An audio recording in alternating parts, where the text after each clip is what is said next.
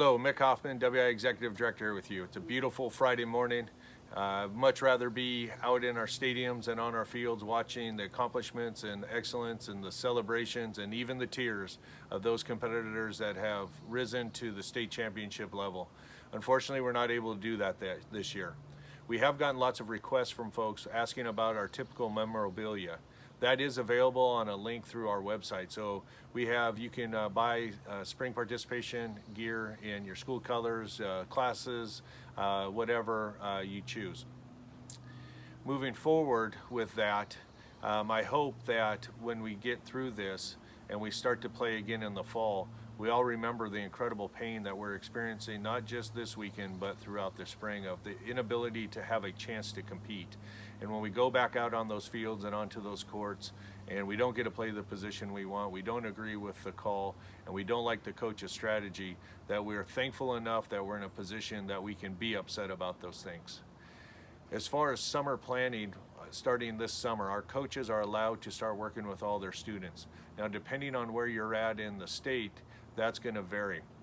It's very, very important that people continue to pay attention to the four-phase start of Governor Inslee's plan. Currently, under his directive, our school campuses are still closed to all recreation. That means school teams and community teams. So again, by the governor's directive, we are not allowed to be on our campuses for recreation. We are developing some guidelines. The Department of Health is reviewing them, and we hope to have those out in the very short future. In the interim, you can go to the NFHS website, nfhs.org, that's the National Federation of High Schools, and they do have a guidelines document.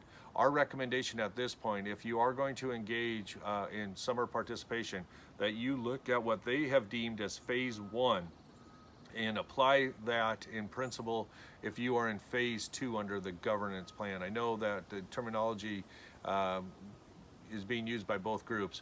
Our document will hopefully clarify that. So again, the governor's directive is still in play until June 19th, which means no recreational activities, which is our sports and activities on our campuses, until something changes with his directive and/or June 19th arrives.